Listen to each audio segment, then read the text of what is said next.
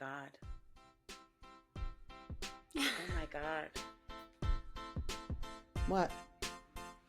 So after we spoke, this is going to trip me out. It's going to trip me out. It's just so you know, it does freak me out too. It's all coming together right now in my mind. Okay, so after we spoke on last week and Helen came through and said, I'm not a spirit guide. I'm walking beside you. Okay. You are listening to the Say Something Serious podcast, a podcast about best friends and big topics. Thanks for joining. Welcome to Say Something Serious. Today we are joined by Janine Kershaw. She is a registered nurse and a very talented psychic medium. You are. Her business is called Art of Zen Wellness. You can find her on Instagram or Facebook, and we are so excited.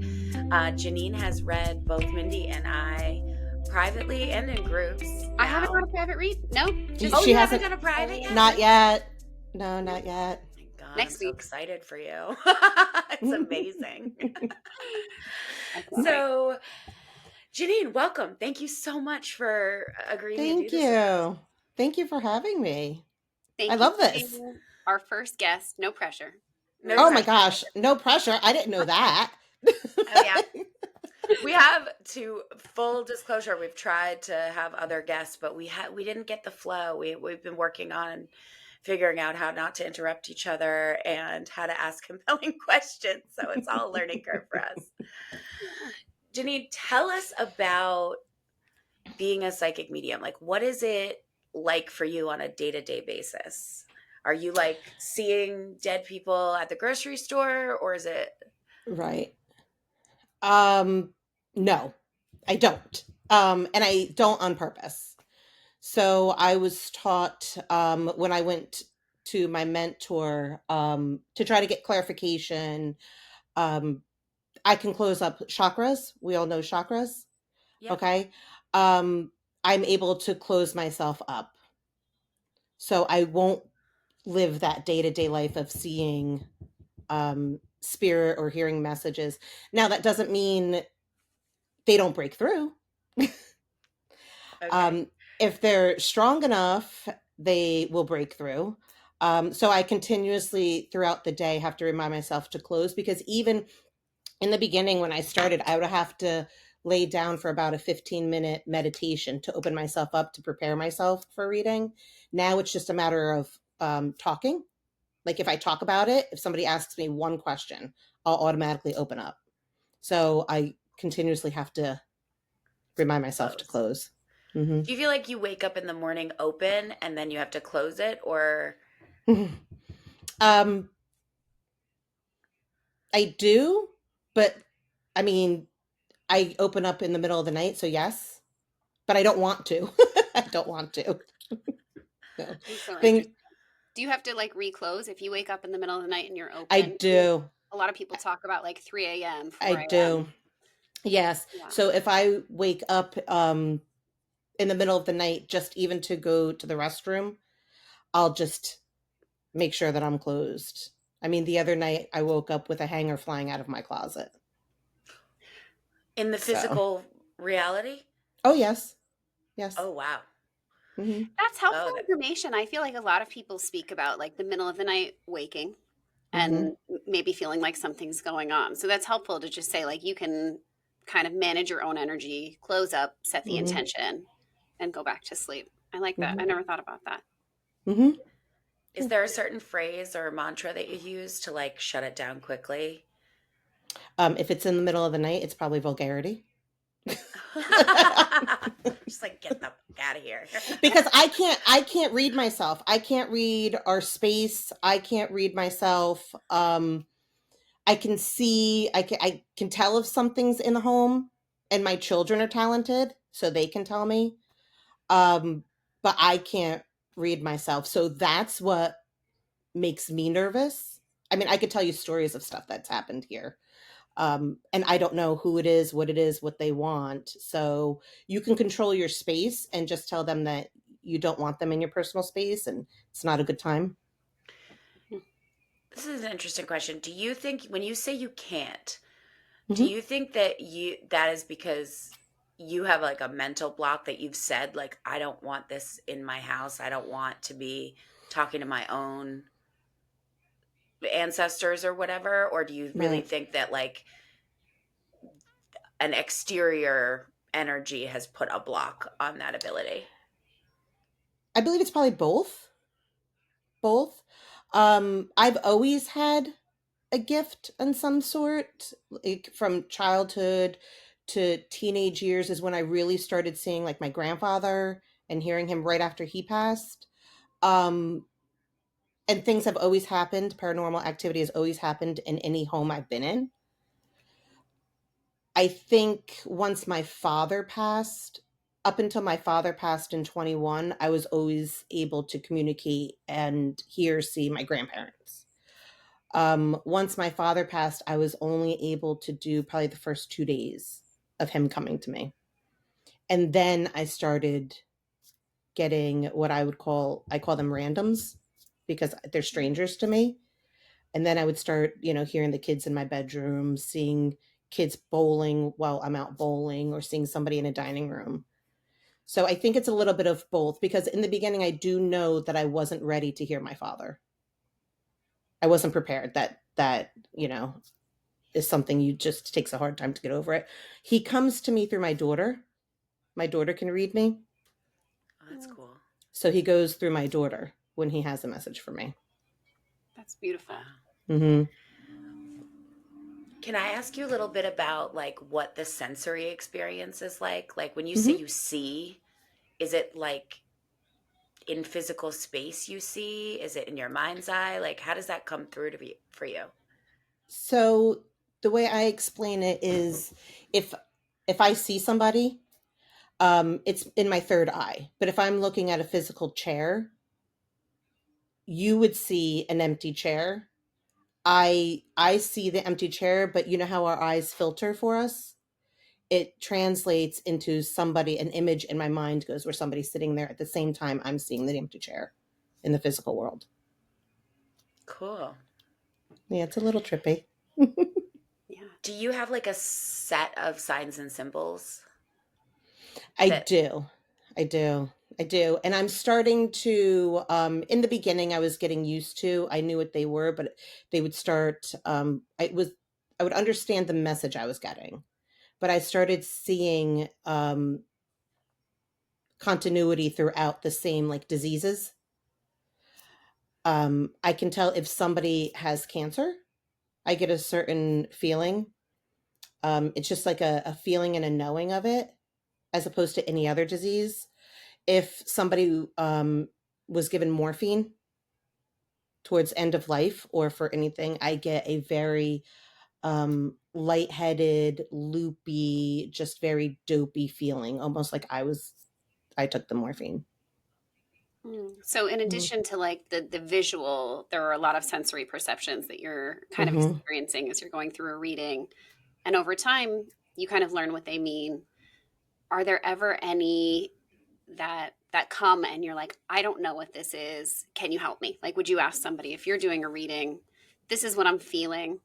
Like, do new Mm-hmm. ones show up for you over time, I guess? They do. They do. If that's the case, I'll ask Spirit to try to clarify their message. Um, and then they'll give me multiple other messages to try to clarify it. At the same time, when I do my readings, I like as little information as possible for my sitter. I always say, I want you to feel like this is a true, genuine reading. We're not here for my ego. We're here to help you. And if something doesn't fit, don't let it fit. Don't try to force it in there. So I don't like to ask them too many questions because I feel like that could end up being a fishing for them. Yeah, that makes sense. Mm-hmm. do you hear things Mm-hmm. at all? Mm-hmm. Okay. I get it all. Yeah. You get it all. Yeah, I see, I hear, I can feel touch. I get their actual physical symptoms on how they passed or how they were feeling when they were alive. Mm-hmm. That's hard. Mm-hmm. When did it start? like, when did it start to be like, this is something I should share with people, as opposed to like, oh, there's grandpa? When my dad passed in 21, and I was getting, in the middle of the night, random children coming into my bedroom. I would continuously hear giggling, throughout our space. And then one particular evening, I heard a group of children at the foot of our bed, and I heard a little girl go, "Psst, she's in here." And my husband, who, as he would proclaim, was trained to sleep in the desert during war, um, would not wake up when I was kicking him. But I put my blankets over my head and I was like, to hell she is. She is not in here. She is sleeping. You need to go.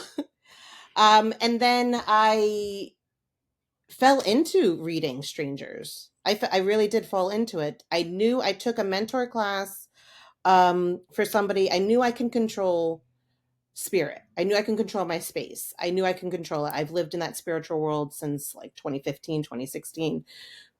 I understood there was boundaries. I just didn't know where the boundaries were for this gift.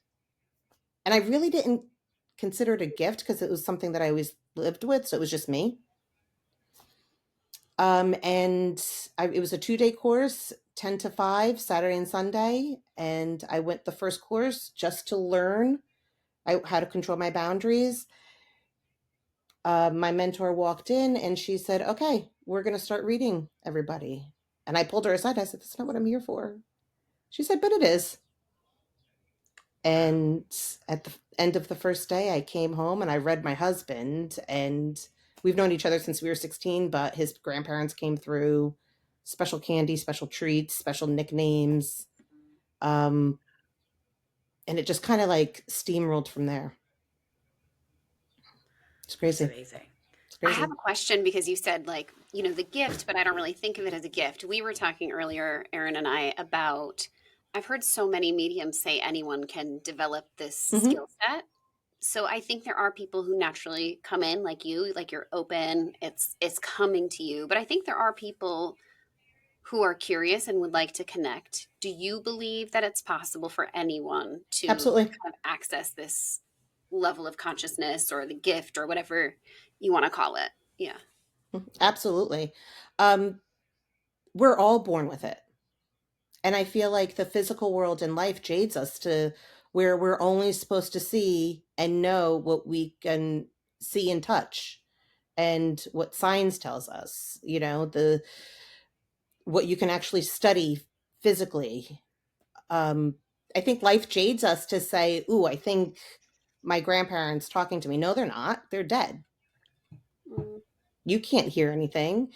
For the same aspect that children and animals are able to see spirit and know when they're around, because life hasn't, they're innocent.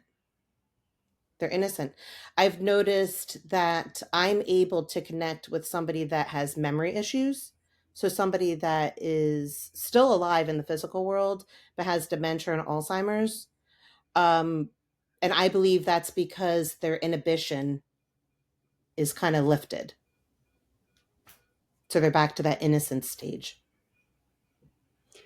It's interesting. It makes me think about like they're losing certain abilities, right? With the dementia and when like communication abilities are limited in later stages of the disease, it's like they have to find another way, right? They have to open up more to something different. And if you're there and they can sense that in you,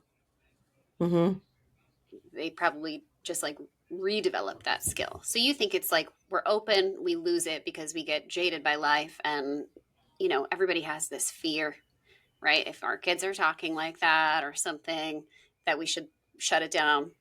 But you're saying you can relearn it at any stage if you kind of set the intention to work with it. Absolutely. Wow. That's interesting. We all get signs. We all, that little whisper that you might hear, that little, where you feel like somebody's brushing your hair.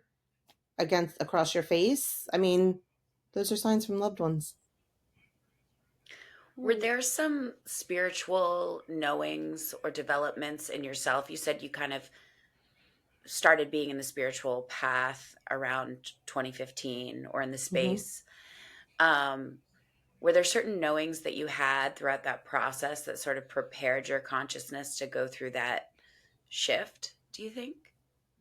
Knowings in regards to, Like ideas about energy or the universe or God that allowed your mind to open up to this like fourth plane possibility? so I was raised Roman Catholic. As I got older, organized religion just didn't feel comfortable for me. Doesn't mean that I didn't raise my children that way. I wanted them to have a background to base so they can make their decisions through their life. As I was in about 2015, I was in a abusive relationship after I got divorced. I've been divorced for quite some time. And I was with him for about 7 years. And there was alcoholism involved, there was cheating involved. And I just remember around that time, I walked into the relationship strong. And over time, with the little chipping away, I was a shell of who I was. Around 2015, I remember going to somebody for tarot card. And I already read The Secret. I already knew about manifestation, all of that stuff. So I was interested, and I wanted to know how my life would play out with the situation I was in. Ended up being that she became a great friend, a mentor for quite some time in that aspect. So I was open to it. I knew that there was other elements to the universe. I knew there were signs. I would look for the feathers. I would look for the coins. And I just didn't think that, and so it's so funny because I knew that people could read. I always went to Teresa Caputo. I probably went to like 3 or 4 of hers. Any mediumship gallery I always went to. It wasn't in the realm for me. It was never a possibility that I ever thought would be. Wow. I mean, a lot of people say like traumatic experiences can Mhm. open you up to something new. So even like coming out of the end of that tumultuous relationship, you Mhm. find something within yourself, right? After Mhm. you go through something like that, you have to dig deep to find strength. And I don't know, I do believe when people say like that can open something up in you that you didn't know was there. Definitely during that time, there was some time between 2016 2018 where it was, going back and forth, trying to figure something out. And during that time, when he left in 2016, he was fluttering back and forth for about a year and a half. I had the space because we did live together. So I had the space to focus back in on myself. And I remember looking at a friend at the time. We were sitting on my front porch and I was like, and it was so random. I looked at her and I said, I actually love myself now. Like, I love myself. I never liked myself. I never loved myself. I would pick on my laugh, my whatever it is. And I think that's when I really went into just having peace, just like peace among myself. And I think that's what helped push it forward as well. That's Like just beautiful. kind of leaning into all of it. Yeah, I think with self-love can come self-trust too, and like less Right. doubt, less second guessing, and like more freedom to explore who you are on all of Mm-hmm. the parts of yourself. That's beautiful. Can you give us maybe like a story or share with us a story of a reading that really was kind of, I don't know, like miraculous for you, something that you experienced or told someone that really kind of confirmed, yeah, this is it. I think anytime I get a text message from somebody that validates what I said, it blows me away. Yeah. It just all blows me away. I received a text message just 2 nights ago, somebody I read about a month ago. She wanted to reach out to like an old flame or whatever he was to her. And I told her, I was like, he's watching your social media, whatever. I wouldn't reach out to him. He's going to reach out to you around Easter time. I actually got chills just now. I was like, just kind of sit tight because he will reach out to you. And she texted me 2 days ago and she said he DM'd me on Instagram on Easter. Wow. So it's stuff like that. I had another woman I read, maybe a month and a half ago. And her grandmother passed. The mother was having a hard time. And I asked her whose birthday was coming up. The grandmother was acknowledging. I gave a date and she was acknowledging this date. It was a birthday, singing happy birthday. And then I mentioned to her, your mother likes vanilla cake, like with vanilla frosting? And she said, no, she likes chocolate. I said, just be mindful. Somebody's going to come to celebrate your mother's birthday and bring a cake. It doesn't feel homemade. It feels like a ShopRite cake. It's got like the whipped cream on top and it's vanilla. She sent me a clip because when I read, I don't remember what I read. The readings just kind of what comes out, they kind of disappear. She said my brother walked in with the vanilla cake, vanilla frosting, and it was from ShopRite. Wow. Mm-hmm. So, of course, I had to go back and say, what exactly did I say? So she sent me a snippet of what I said. Oh, so That's funny. awesome. Mm-hmm. Yeah. I mean, I think, was it last week I did a personal reading with you, and you're dead on about so many things. Like a good example of this is one side of my family who I knew would not necessarily be open to talking to a medium because they were so deeply Catholic. I asked you about them and I said like, hey, is there anything that they, are they willing to communicate? And you're basically like, no, but applesauce. And it was like, the one defining feature of this family is that they owned an apple farm. Like my grandfather lived on that apple farm for like 100 years until he died. Like we had to keep it in the family. Even when he went into a home, I was maintaining this apple farm. So like, it was like, there's no way you could have known that. These people were in their 80s and 90s. There's no social media. There's no way that you could have known that the one thing that would have connected me with that family is apples. But like, you validated it for me, and then they were like, that's all we want to say to her, which is fine. I'll get them next time. But my question is, so sometimes I read tarot and I channel a little bit as a part of that. Like things come through that are not necessarily in the cards, but feel like spirit or source is telling me to say them. How do you get over that feeling where you're like, am I full of shit? Because I still experience that sometimes where I'm like, I know you're not. I know you're not because I've experienced your gifts. But like, even that doubt in my mind where I'm like, I feel really compelled to tell this person, but like, am I full of shit? Like, how'd you work through that? I haven't. Okay. So the imposter syndrome is real. It is real. It is, why me? How did this happen? Out of everybody, in the world, I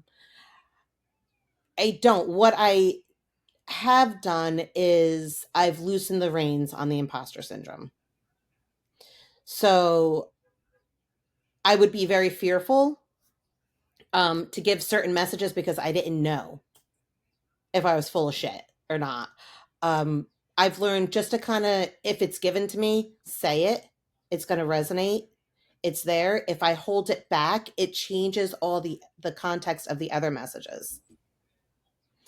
I used to say, I'm not good at giving names. Names are not my specialty. Names are hit or miss for me. I stopped saying it, and names now they're like 60-40. They're not my specialty. Dates apparently are my thing. I give dates. She was at my house on Friday and she's like, "Okay, who's March 13th? Like whose birthday is March 13th?" And of course that's Sean's birthday. Like, That's how? wild. Yeah. And even like the person who was at the end of the table, like seemingly a little bit skeptical, right? And you were like, told them who was coming through, and they're just validating that your mother's birthday is in October. Is that right? And they were like, yeah. Like, how you didn't, they're from another country, you didn't even know their name. It's wild. Yeah. So you just stop giving the disclosures of like, maybe it is, maybe it isn't, and you just go for it. I did, because I learned that was putting a limitation on myself. I was giving myself that limitation. I was putting that doubt in my own mind. Do you think talking to... Oh, sorry. Can I interrupt you really fast? Of course. I have to tell you, you've read me and you are spot on. So I don't want you to doubt your own gift. 100%. And everyone. Like, I know. Yes. But you put yourself out there sometimes. Like, spirit, ancestors, spirits, the cards, they don't mess around. Like, sometimes you're telling people shit that is really heavy. And it's like, God, I hope I'm not full of shit when I say, like, your husband's abusing you and you should leave him now. You know what I mean? Like, your life is in danger. Like, when you get messages like that, you're like, I am altering people's life trajectory through these messages. And like, it's hard not to be like, should I, you know what I mean? Like, messing with other people's karma is something I take pretty seriously as a person. But when you're led there and they're asking for it, you do feel like, I gotta say what is coming through, right? And I mean, for me, when I get my messages, like Mindy, they come through English, yes, but their vocabulary and what could mean a rose on the other side might not necessarily mean a rose in the physical world. Like, it's got different translations sometimes. And it takes a minute, which, Erin, I'm sure you probably experienced this too, to you don't want to alter the verbiage because it can alter the message, but you want to make sure you're understanding it correctly in order to give it the correct message. With sensitive subjects, I always start with, well, if I get too personal, let me know, I can stop. We're not here for me. We're here for you. I don't want to push you into anything that you're not ready for. And it is not their responsibility to give me the information. I don't need to know the full story. I'm just telling you what I'm getting. This is for you. We're not here for me. I've gotten people who have been in physically abusive relationships where things come to hand. I've gotten where their parents would hit them inappropriately or other things. It's very sensitive. I don't need them to validate it for me. I tread lightly on it, and I'm ready to stop whenever they're ready for me to stop. I thought about that because I've heard you say that a couple of times. And in fact, the first time you read me, right, it was in like a gallery setting. There were a lot of people there that I didn't know. And you kind of like got a little close and you started to say something and I started to bawl my eyes out. And you were like, "Are you okay? Do you want me to stop?" And I was like, no, I'm okay. I'm comfortable with crying. I can't hold it back, but keep it coming. I think if you put yourself in a situation where you're open to that, you want to hear the message, even if it's hard, right? But I'm very cautious, and maybe they haven't done the work they need to get to hear about their abusive father that hit them with a belt and was an alcoholic. Maybe they didn't put the work in to hear the apology from him. That's true. Yeah. So I'm always very cautious with that. And then if I am in a gallery setting and it's something deeply personal, I'll say, "I'm sorry, your son is here to give you a message. It's too personal to give it here." And then I give them a free 45 minutes because the message is supposed to go through It's not appropriate to be said in front of other people. Wow. Amazing. Yeah. I stopped reading in front of other people a long time ago. Like the group reading thing can be real hot button thing. When we did our event, I was like, no, I need to be in a room with a door, because I feel like you can't, it's not for everybody, right? Like a lot of the messages you get for people are not for everybody to hear and be a part of. But people love the medium gallery readings. It's like such a thing. To be like, let's see what randomly comes through. It's like it's a whole bunch of energy coming at you all at once.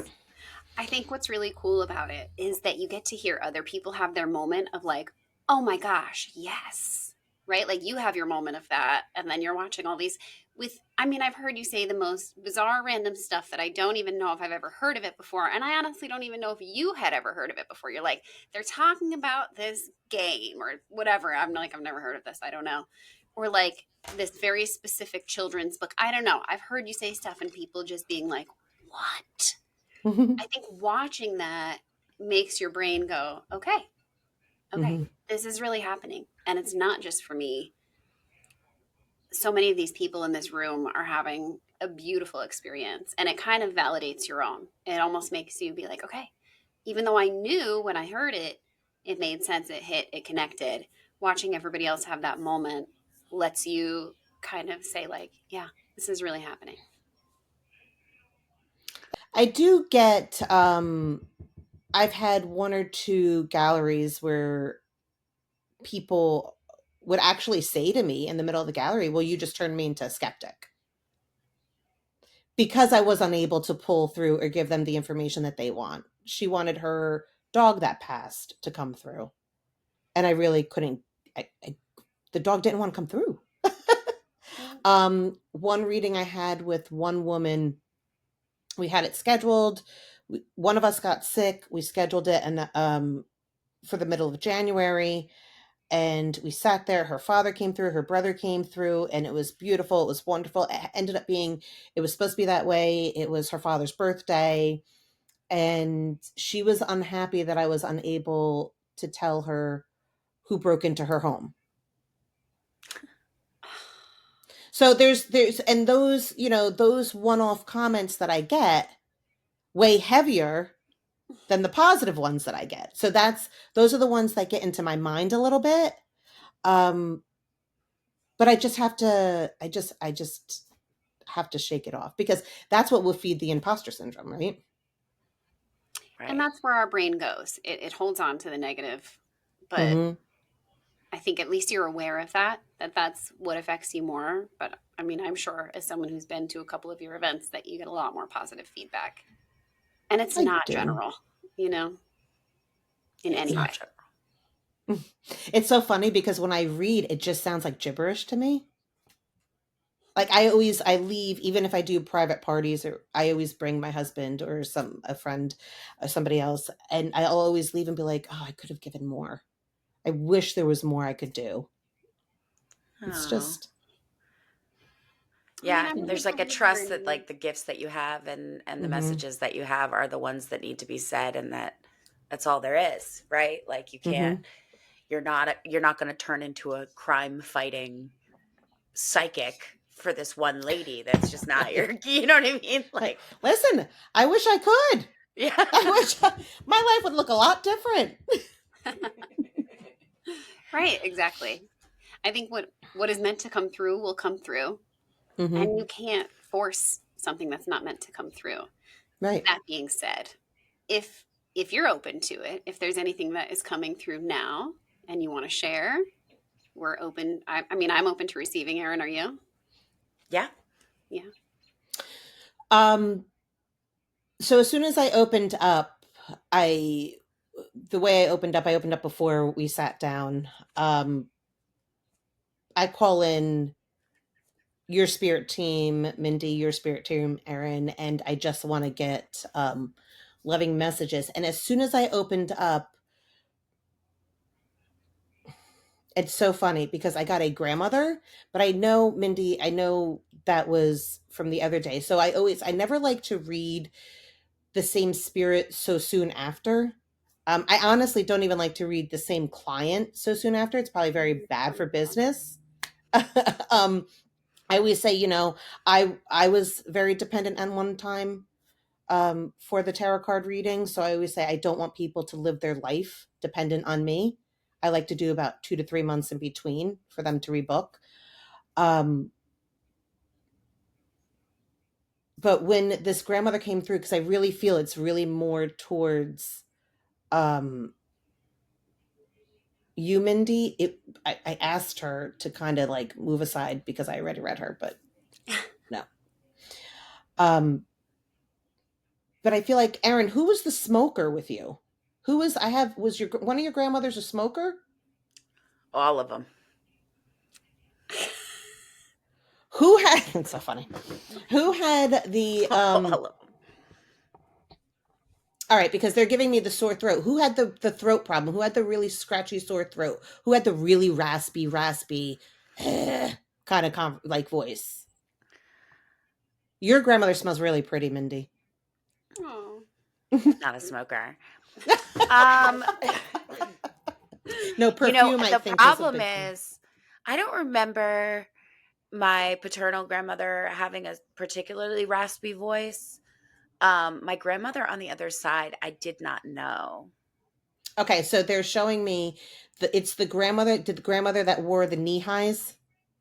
It was like a joke, a funny thing. Okay, that's probably my maternal grandmother. Like socks, like knee-high socks. Yeah, with dresses, with skirts. Like it would be like, it was like a funny thing. Probably would have been my maternal grandmother. Okay. Have you seen pictures? If I ask? One picture I think I have in my mind. Okay. But you know some stuff if I ask it. So, okay. So I know I know about like the tragedy of her life, and that's about it. Okay. So would you know if she had some kind of like walking issue, like a gait, like a limp, or like a thicker shoe, like a thick shoe? It was some kind of like a... It could have been. It also could be that Helen, my spirit guide, who is my great grandmother, who was a heavy smoker and limped on her left side.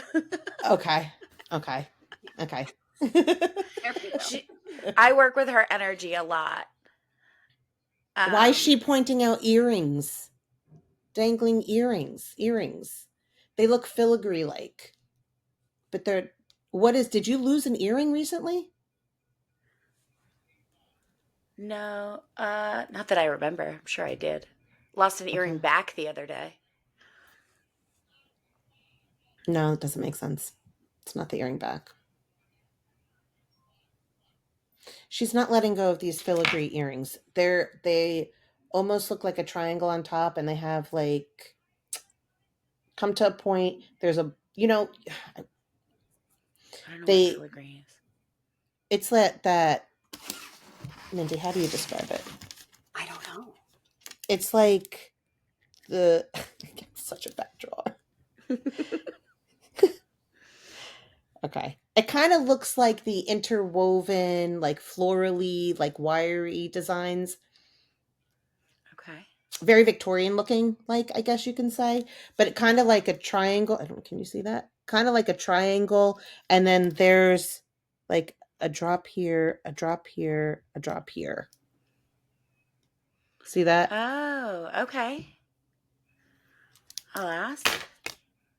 Okay. I'll ask.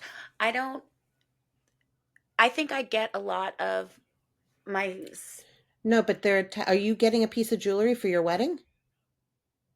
Are you wearing somebody's jewelry for your wedding? Oh my God.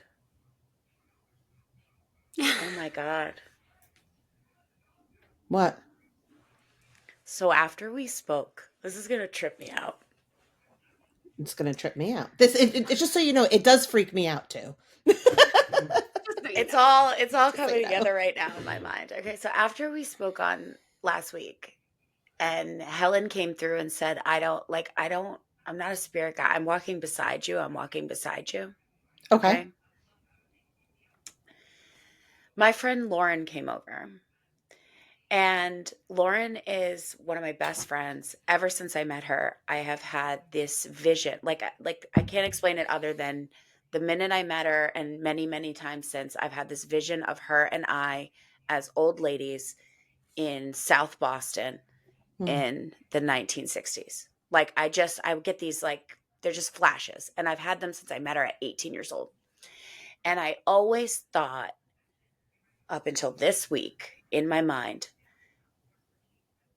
we had a past life together. When I was Helen, she must have been my best friend in that lifetime, because I can see myself in this Southie tenement, and I could see Lauren's spirit sitting with me in this old lady's body. Okay. And she's talking to me the other day. She came over on, I don't know, Tuesday, I guess. And she started talking about, well, I have all these, problems on my left side. And I said to I just got this, I heard, Lauren is Helen. Lauren is Helen.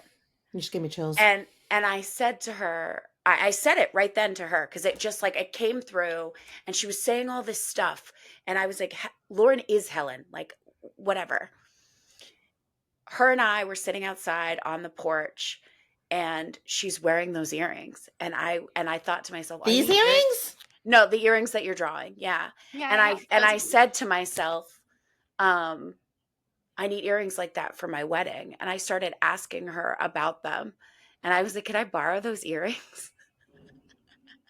And she was like, yes, of course. And this was totally separate from that conversation. Like, that had happened, and then this earring thing happened. But that is spirit validating for me that knowing was real. Right, that I think Lauren is Helen. Wow. Holy moly. I want to see the earrings now. You have to send me a picture of the earrings now. Wow. You're going to have to borrow her earrings, definitely.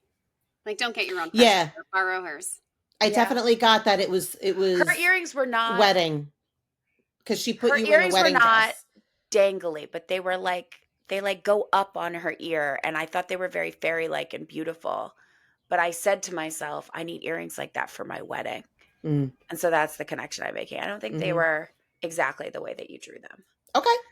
But that freaked me out. Wow. Cool. That's a cool message. Mindy, you smell your grandmother? The perfume. She smells very, like, do you remember her smell? She smells very like perfumey, but not overly perfumey. Like, very floral. She, like, what are you laughing at? All right. So I don't remember my grandmother. I was so young, but I spoke to my mom yesterday about it, and I asked, did she wear perfume? And she said no, but she smelled like the garden. She was always in the flowers. Yeah. Because my next question was, like, did she like to garden? But yes. Okay. So the floral. Yeah, sorry. That's why I should have just. That's okay. No. We get so excited. So that's what she just, like, used the smell with, like not. It doesn't smell like, because I'm spraying and they're like, no, it's not perfume. Very like floral. Yeah. Fresh. And that's what my mom said.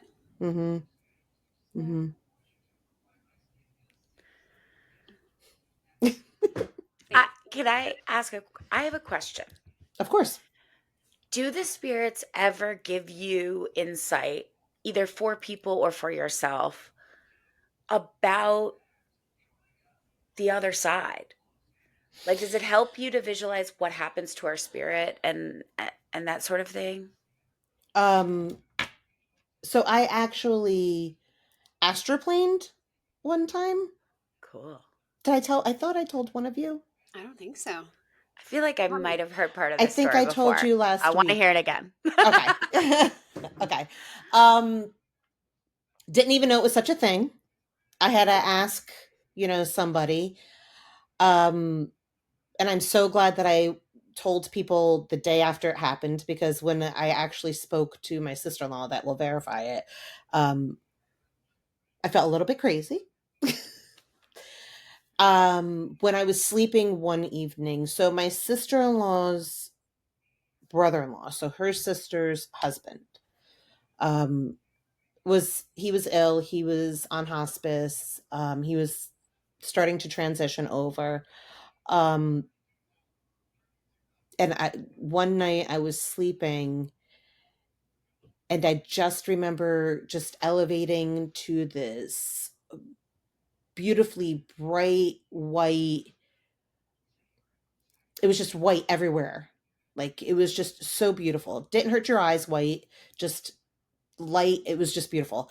And I remember actually seeing love, like visually seeing love, not just feeling it. I remember. What does it look like? It's so hard to describe. It's just pure joy and happiness and just intoxicating. I remember smelling it.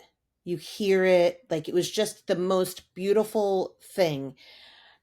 And I saw straight ahead this taller gentleman with a beard, fuzzy, wasn't super clear. And I remember thinking, oh, that's Jesus. Again, not super, religious. And I was just like, oh, that's Jesus. But then I got a tap on my shoulder and I looked to the left of me, and Jesus was actually standing to the left of me. And I was like, oh, looking. And he kept going, come here, like, come here. So I walked towards him.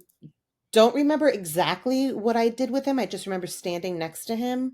And then I remember it was my time to come back into the physical world, and I didn't want to.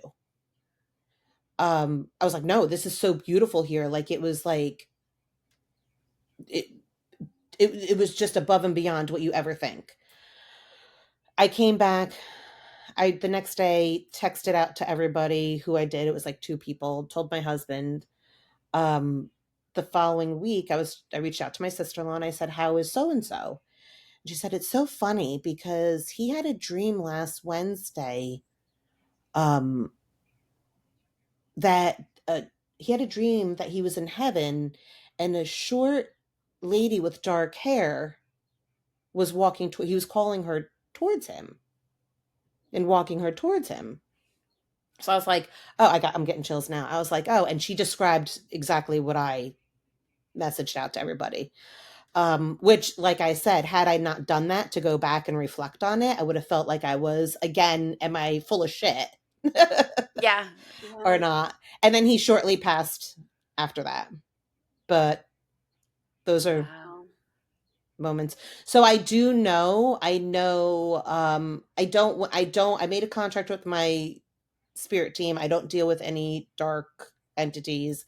I don't deal with medical advice or anything to that effect. If I do bring up, like, yes, you have a doctor's appointment, I don't know if it's like a podiatrist, cardiologist. Okay. But I do know that there's love on the other side. And I've seen how they do their life reviews. If somebody's ready, I've seen how life reviews are happen. I also understand the term guilt is different than the guilt we feel here, because the guilt in the physical world we feel here is very negative connotation. The guilt that they describe is like out of love. Almost like I didn't give you enough love, or I'm taking my love away from you. Not towards a negative connotation, like, I shouldn't have cheated on you kind of a situation. Do you believe in reincarnation?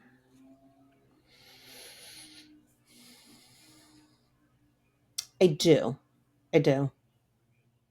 I feel that from what I've seen, because you have to move forward to do your life review, people that aren't ready to own their mistakes on how they've made other people feel, don't get the opportunity to do life review from what they show me. And then once you do that, you understand your lessons. I do. I believe people live many lives together. Okay. Mm-hmm. Like the Lauren thing, right? Mm-hmm. Somehow I believe that there's a part of Lauren's spirit that is a reincarnation of Helen. Mm-hmm. Somehow I also believe that Helen exists in spirit form and is communicating Mm-hmm. with you. And so I don't know how to square those two things, but it feels like pieces of people come into the physical world while their pieces of them stay in spiritual and energetic form to be able to communicate with you. Like, it's not Lauren who's talking to you, right? Right. So it's energy. I mean, it's all energy. I remember when my children were smaller, their grandfather passed. The way I described death was take a bag of M&Ms, right? The M&M is the case. The M&M bag is the casing that holds the M&Ms inside of it. When all the M&Ms are gone, you just have the empty bag, which is our body, our shell. The M&Ms are our energy. So there's many pieces of us that can be through anybody. We imprint on people. Mm. Maybe the part of Lauren that is your friend is the Helen that needs to help you along with other things. Or maybe those are lessons that piece of Helen needed to learn in the physical world again for her to Yeah. heal. Or we're just all in the same soul family, like Mm-hmm. sharing some energetic purpose. Mm-hmm. I think it's very, and I don't want to say the word naive, right? But I think it's very hard to believe that our physical world is the only thing out there. This is just my skin that I'm borrowing for the time being. So fascinating. I don't know how I do it. Are there people or entities that you cannot reach anymore because they have left this energetic plane? I mean, if you're standing next to Jesus, I don't know how much further out we could get. Go ahead, Mindy. I mean, I'm just, all I keep thinking about is like timelines and time, and does it all exist at once that we can right? Like you're talking Right? about Helen. Helen is here, but Helen is also from the past still here. I mean, what we have created as a construct of time is something that we've created, but does it really exist the way we think it does? Sorry to throw that in the mix because I don't have the answers, but I think about it Yeah. often. I just think so much about many years ago, like in my 20s, I was really into religious and spiritual practices whose ultimate goal was ascension, right? Like the reabsorption of the soul's energy back into the source, in which case they would kind of cease to be an individual energy. And I still sort of wonder if that's real, and if it is, are those people then unreachable for people with your skill set because they've kind of like absorbed back into the source energy? Or is the source energy able to like fragment and communicate still as an individual, do you think? I haven't come across where I haven't been able to reach. I have come across where certain spirits won't come forward. But that could be, maybe they just don't want to talk to who's sitting in front of me. Sometimes they'll show up and not have anything to say, but I'm able to call them forward. But I haven't. It also is, what kind of energy did they have? I have a contract with my spirit team not to have negative energy. Yeah, like that lady's dog might have been an asshole. The lady might have been an asshole.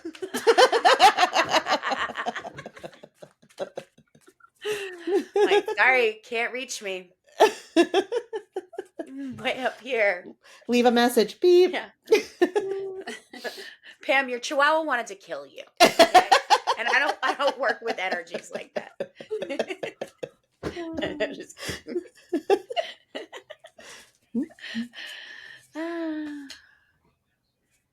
That's so cute. I love her faces. Really? They make me so anxious. They make me You're laugh. faces. Usually I get, Oh, I got that the other day.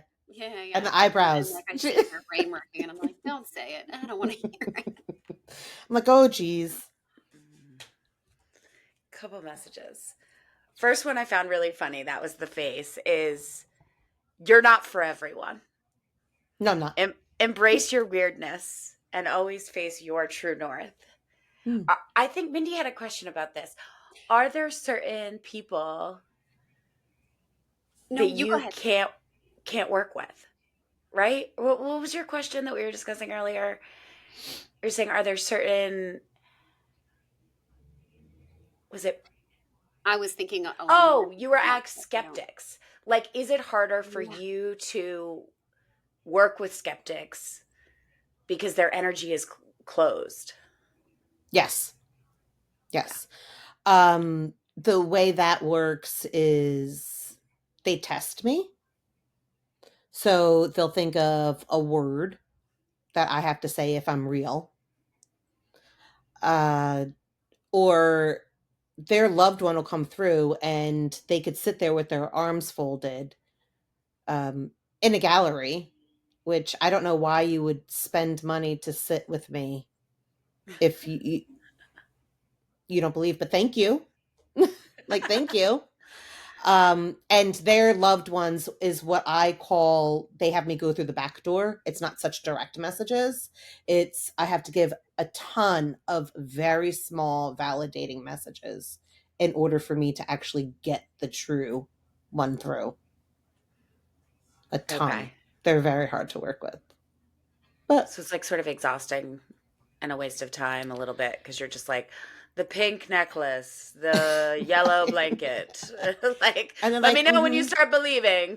And we can get. You got a lot of it's possible at my I have like an Irish family who I know that they were like, okay, like yeah, but still I think it's like scary. There's something a little. Even like us, we believe it, you experience it, and it's still like a little scary. So like if we live in this world where like we've been in this for a long time, but like for someone who's new and they're like, it's possible. I don't know. And then they like get to sit with it. And then I think over time, even if in the room, it's not happening fully, but like someone said to me about that night, they're like, I'm not actually skeptical. I just was really uncomfortable being the center of attention. Well, so am I. Public speaking is not my favorite thing. Yeah, I know. Yeah. I don't like it. I just, it's not me talking when I do it. Yeah. Yes. Yeah. But I'm for my house but you still like, there were that you were like, they gave you the red candy and you gave them their medicine. And then they were like, oh, yeah, I did. I gave them their sleeping pills every night. Right. But it took you quite a bit to get there to the place where they were willing to be like, oh, yeah. Because when you said the red candy, they were like, no. And then someone else at the table, I think it was probably Sean, was like, said exactly what the candy was. And they were like, oh, yeah. Right. Like they weren't saying yes, but then they figured it out. And that's okay. I mean, they could take away from it whoever, like, what they want. But when I do get true skeptics, that's when I flip to my logical mind. And that's when it starts tripping me up, because my logical mind will be like, oh, you're screwing it up. Yeah. So then it's hard for me to get back on track. But your house, they were very polite. Well, I mean, I also have my sense of humor, so. Well, we were talking about that too.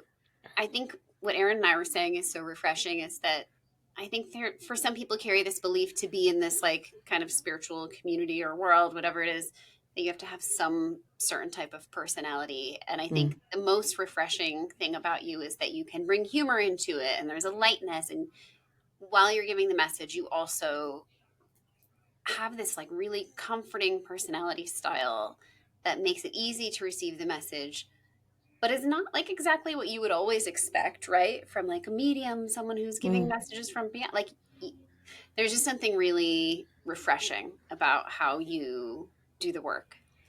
I And appreciate I it. like Thank you. that because I'm always afraid, like, I have a kind of a weird, quirky personality. I'm not like a calm, spiritual person all the time. And I'm always thinking, I hope people don't expect that, you know?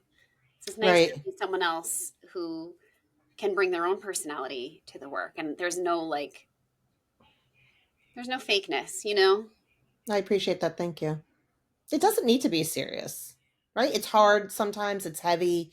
But with that being said, I mean, I think I always like to start it with I try to make my readings more conversational. Yeah. And just because I'm saying it, yeah, it's I'm telling you, what they're giving me. And but let's be real, at the end of the day, I mean, you're going to take what you're going to take from it. And I'm not going to push the message on you if you're not ready. And I can't fake it. I can't fake it. Let's be real. I'm loud. I'm vulgar. I joke a lot. It's just who I am. Do you think you've done this work in other lifetimes? I think I was a healer for sure in other lifetimes. I mean, there is no coincidence that I'm a nurse by trade and that I have this gift, which I was a hospice nurse last summer with it, which was fascinating. But I do think I was some sort of a healer. I keep in the back of my head, um, a medicine woman always comes up for me. You're a medicine woman now. Oh, that's true. I didn't make that connection You before. are. See, look at that. If you do, you have a vision of what this gift is as it expands? What I want to see it become? Yeah. Like right now, you reach groups and you reach individuals. Mm-hmm. Do you have a vision of like what it might mean to take the next step in this journey? I don't know what the next step would be or how to get there. Okay. I've looked into about 2 years ago, I looked into storefronts, but then having, overhead and everything, it just makes most sense to continue to do it out of my home. And I don't necessarily need somebody physically to be in front of me. I do it over the phone. I do it over Zoom. I can text message readings. So I don't know if I want to do that. My husband is excited because we've looked into over the next couple of years. He's retiring, so I am going to do my day-to-day job as well, but he's also looking into storefronts. He wants me to have one desperately. Because he's like, you just need to get out there. People just need to see you more. People need to touch you more. He's like, yeah, it's great that you can do it from over Zoom and everything, but people just need to see who you are. So I don't know what that looks like. I always pull such abundant cards for you, as if there's like a bigger mission here.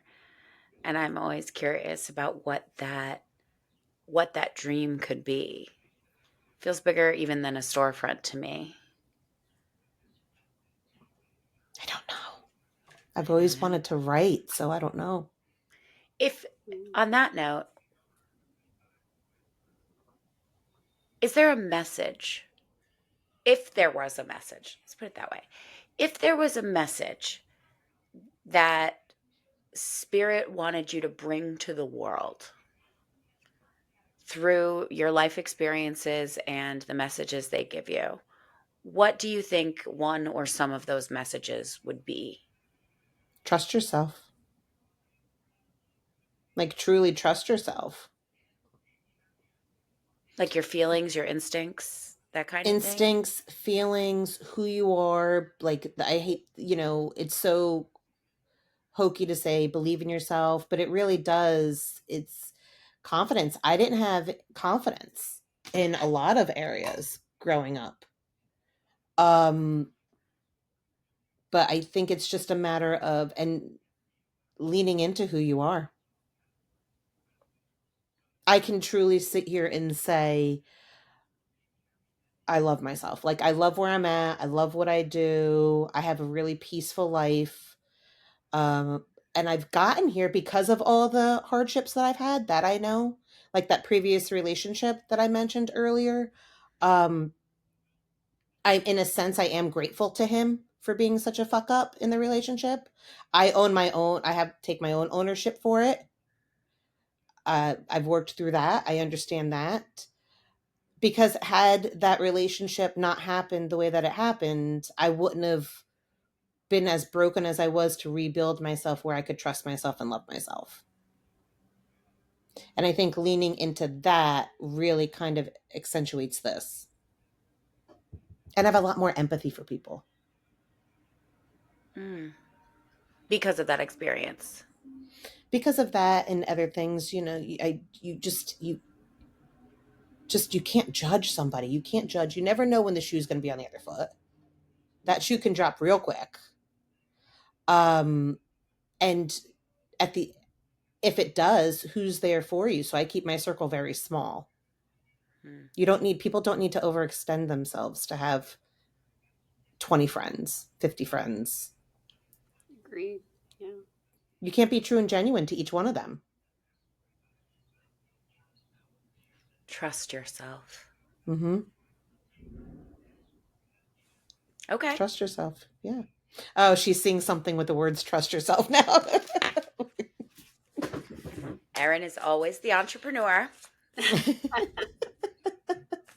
I was trying to keep y'all in business. If it wasn't for me, these ladies would be giving everything away. Yeah, we spoke about that. Somebody's got to use the stripe. All right. Great. Do you have any more questions? This was so wonderful. This was great. I loved it. But thank you so much for sharing and being open. Do you have questions, or are there other things that you wanted to share? Or Spirit wants to share? I don't think so. I don't know what's with the shoes with you, Erin. Me? Mm-hmm. The shoes? Mm-hmm. Who's talking about the shoes? I don't know.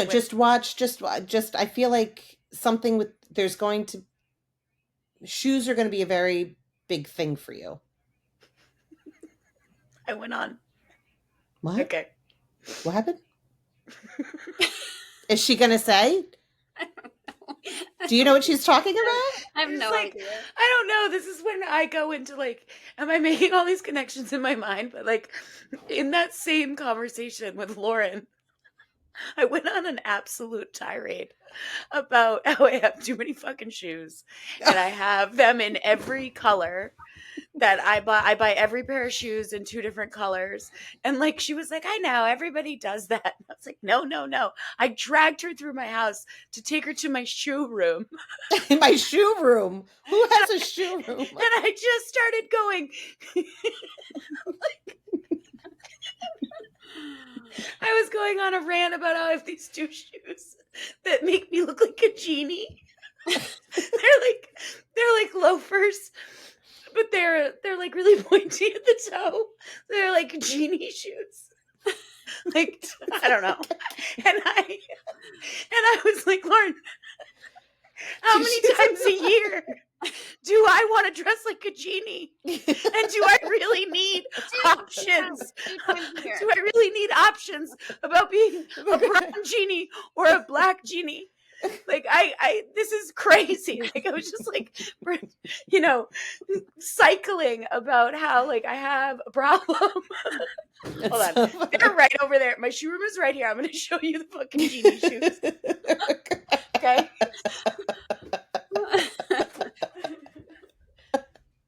She's so funny.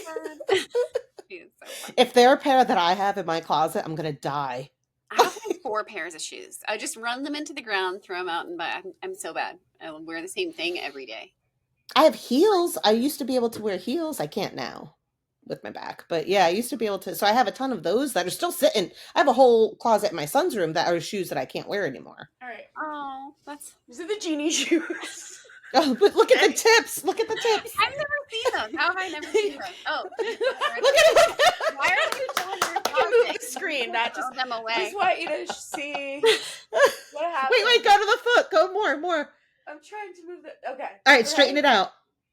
These are the genie shoes. And listen, guys. Sometimes your genie outfit's going to be black. Sometimes you don't know. And so I also needed to keep them in black. I have worn each pair of these shoes twice. And both times been like, I look like a fucking genie. By any chance, did you walk around with a lantern? I should have. My Did point you is, go I up don't. and rub anything? Oh, I went on one recently. like, why do you still have them? No, That's I why know. I I have a. never I'm wear them. having a dumpster delivered, and that was my point. I was like, Lauren, I can't. I don't need every like I'm having this like whole revelation in my mind. Sorry, this is not topic related.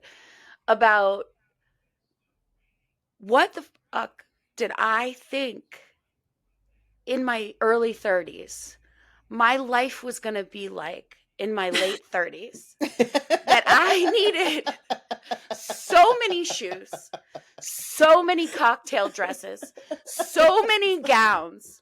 Like I thought like when I was 32, I must have believed I would be Beyonce by 37 because I could wear formal wear every day for 3 months straight and not run out of outfits. And it's like, I end up needing a gown once every 5 years. And that's if I'm lucky. Like, I don't know what. Party. Like a gown. Let's throw a party. We need a reason to wear a gown. Right. Or a cocktail dress. Like, I have 8 Easter dresses. Like, I'm not even a Christian. I was going to say. Like, what am I doing?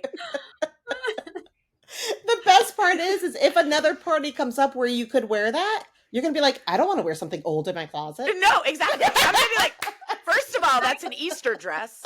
And they only go with my brown genie shoes, which I've already thrown out.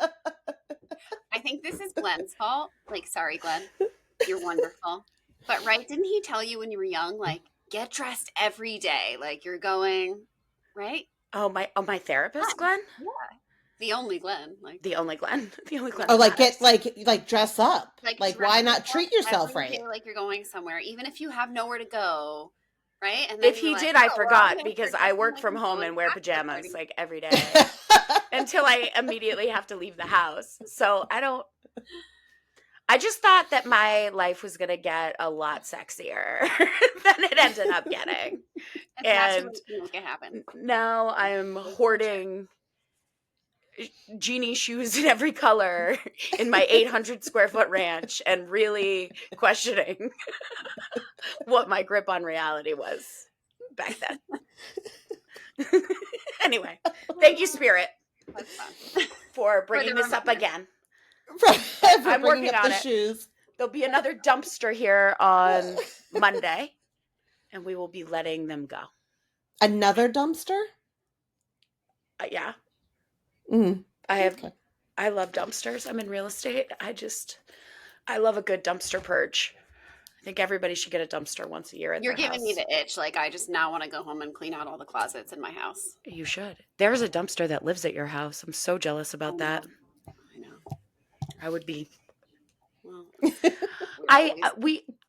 Someday I'll someday I'll get another therapist. Now, my therapist broke up with me. He said, "You're totally cured. You're absolutely fabulous."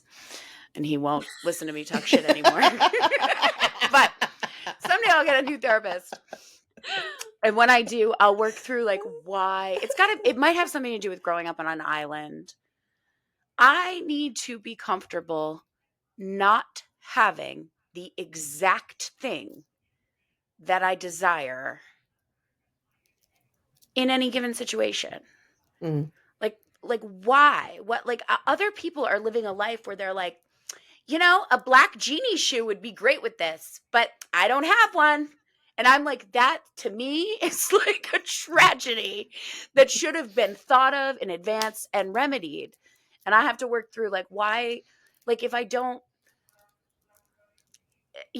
why do if I only have brown ankle boots with 1-inch heels and 2-inch heels, then I need to pick a different outfit if I want to wear ankle boots. Like I don't know what that is. So, I do agree with you. It could have something to do with like we grew up on an island. You have to take a ferry to get anywhere. There is no shopping. So when you get the opportunity to go shopping, you have to get everything you need, because for us it was like once a year to go back to school and once a year to go into summertime, right? Right. If you're lucky to go get. So you had to make do with what you had. Get everything you need. Yeah, I do think you're like, I get that. Right. Mm-hmm. There was no Amazon. There's no Walmart. Mm-hmm. There's no Target. There's none of that.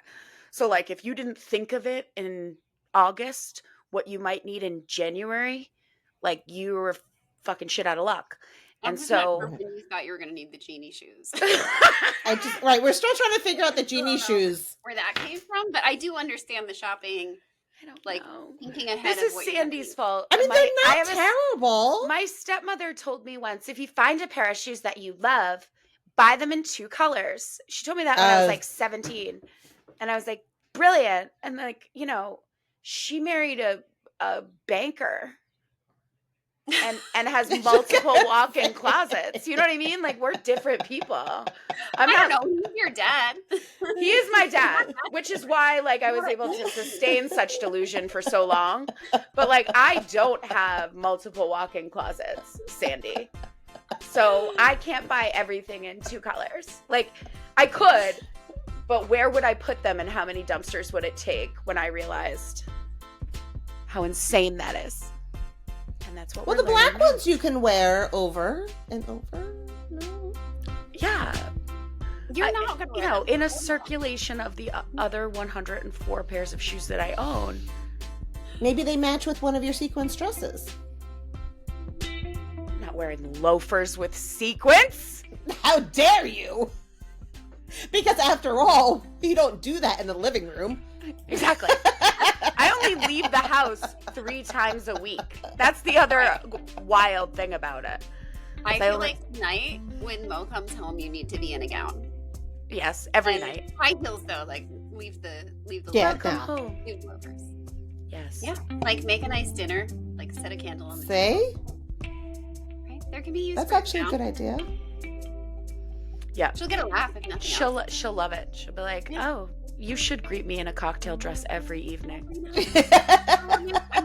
That makes total sense to me. Like, I think you should absolutely do it. She'll be thrilled. Yeah. She'll immediately think, oh, I'm getting sex tonight. And then I'll No, she will. She will. Yeah. Well, walk that back. No, all you have to do is throw the loafers on with it. She'll be fine not having the immediate. But there's loafers. So don't get too excited. Oh my God. This was so much fun, you guys. Thank you so much. It was a lot of fun. Thank you. Thank you for being open and sharing with us.